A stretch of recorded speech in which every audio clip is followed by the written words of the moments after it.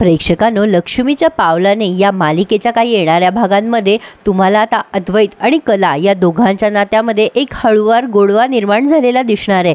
आपण आतापर्यंत बघितलंच की या काजलला कसं या रोहिणीने मुद्दाम ट्रॅप करून अडकवलं, पण प्रेक्षकांनो, जे काही कलाने हे सगळ्यांसमोर सादर केले CCTV फुटेज अँड ऑल, यामध्ये तर असं दिसतंय की रोहिणी ही निर्दोष आहे। म्हणजे अजून रोहिणीचं नाव हे कुठंच आलं नाहीये। या श्रीकांतने काल या कलाच्या आईवडिलांचा चांगला खरपूस अपमान केला, त्यामुळे कला चांगली संतापली आहे अद्वैतवर। आता हे सगळं सिद्धच झालंय, त्यामुळे सरोजबाईने काही कलाबद्दल सॉफ्ट कॉर्नर ठेवलाय मनात असं दिसत नाहीये। पण आता कलाने मात्र अद्वैतची चांगली खरडपट्टी काढायची सुरुवात केली आहे, कारण ती अद्वैतला म्हणते एवढं सगळं झाल्यावर थोडी जरी कर्टसी असती ना तर तुम्हाला सॉरी म्हणाला असतास। पण अद्वैतला त्याची चूक कळली आहे आणि त्याने कलाला सॉरी पण म्हटलंय। हे आपल्याला काही भागांमध्ये दिसेलच, येणाऱ्या काही भागांमध्ये। पण आता कलाने मात्र चांगला षटकार मारलाय असं म्हणायला हरकत नाहीये।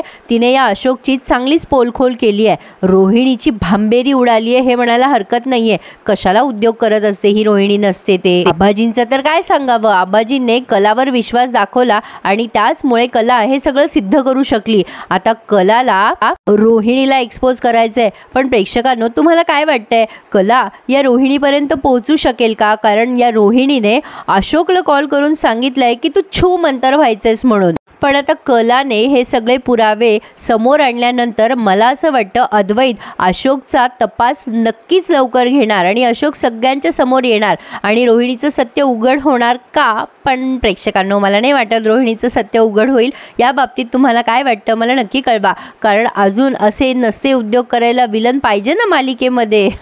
त्यामुळे मला नाही वाटत की रोहिणी एवढ्या लवकर एक्सपोज होईल। पण ठीक आहे, काजलवरचे सगळे आरोप कलाने निर्दोष सिद्ध केले, त्यामुळे बघायला भारी वाटतंय लक्ष्मीच्या पावलाने।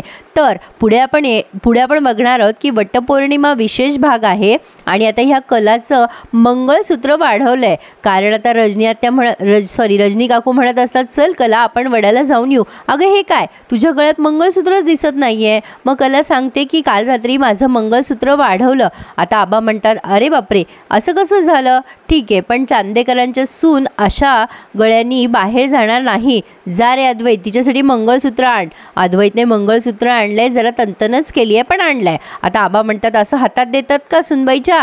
चल गळ्यात घाल बरं तिच्या मंगळसूत्र। अरे मान येतो सुनेचा, आणि तुझी बायको आहे नव्हती। आता अद्वैतला आबांसाठी का होत नाही, पण आता या कलाच्या गळ्यामध्ये मंगळसूत्र हे घालावंच लागतं। पण आता कलासाठी ही फार स्पेशल गोष्ट आहे आणि कला ज्या पद्धतीने अद्वैतकडे बघतीये, काय वाटतं प्रेक्षकांनो तुम्हाला? कलाला अद्वैतबद्दल जरा सॉफ्ट कॉर्नर निर्माण झाला असेल का मनामध्ये? नक्कीच झाला असणार। आता अद्वैत आणि कला या दोघांच्या नात्यांचा गोडवा हळूहळू उलगडत जाणार आहे। पण आता राहिला प्रश्न, कला दागिन्यांची डिझाईन्स बनवते ना त्याचा, तर आता अद्वैत या गोष्टीचा पाठपुरावा नक्की घेणार आहे की एवढ्या सुंदर सुंदर डिझाईन्स बनवणारी मुलगी नेमकी आहे तरी कोण? त्यामुळे आता अद्वैत नक्कीच या सानिकाच्या मैत्रिणीला म्हणजे आपल्या कलाला ऑफिसमध्ये बोलवेल। कला एवढ्या लवकर काही स्वतःला एक्सपोज होऊ देणार नाही, पण आता अद्वैत मात्र अशोकला आणि कलाला दोघांनाही रेड हँडेड पकडणार आहे असं दिसतंय।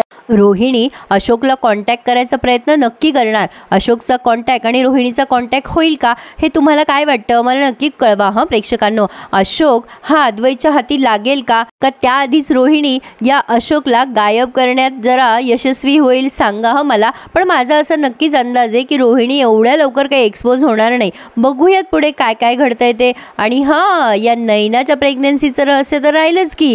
काय वाटतं तुम्हाला, नैना प्रेग्नेंट नाहीये हे कधी आणि कशा पद्धतीने समोर येईल हे येणाऱ्या भागांमध्ये दिसेलच। पण नैनाने ठरवलंय अद्वैतला ही कला चुगली करते असं तिला वाटतं, त्यामुळे आता कलाचा बदला नक्की येणाऱ्या काही भागांमध्ये घेणार असं दिसतंय।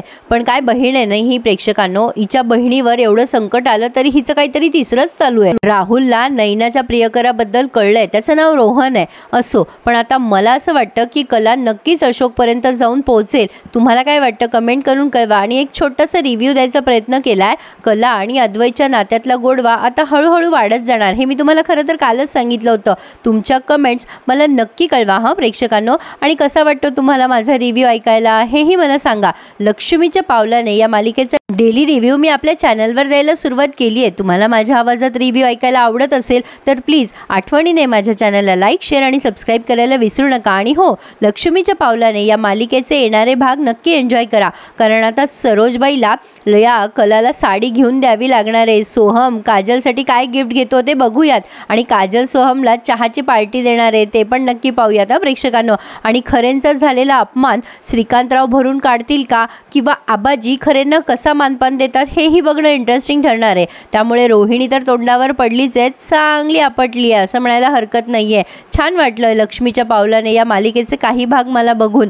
नक्कीच आता पुढचे येणारे भाग बरेच ट्विस्ट आणि टर्न घेऊन येतील असं मला वाटतंय. काय वाटतं प्रेक्षकांनो, कसा वाटला भाग? अद्वैत कलाला सॉरी म्हणतोय हे बघणं मला खूपच औत्सुक्याचं वाटतं. अद्वैत आणि कला या दोघांच्या भांडणाचा कुठला भाग तुम्हाला ऐकायला जास्ती इंटरेस्टिंग वाटतो हे मला नक्की कमेंट करून कळवा प्रेक्षकांनो. एक छोटासा प्रयत्न केलाय मी रिव्ह्यू देण्याचा, फेक रिव्ह्यू नाही दिलाय, पण नक्कीच माझं मत अच्छा चलो फिर मंडे को मिलते हैं. Happy weekend to all of you and stay tune with me with लक्ष्मीच्या पावलाने या मालिकेचा डेली रिव्ह्यू. नक्की चॅनल सबस्क्राईब करा आणि शेअर करा.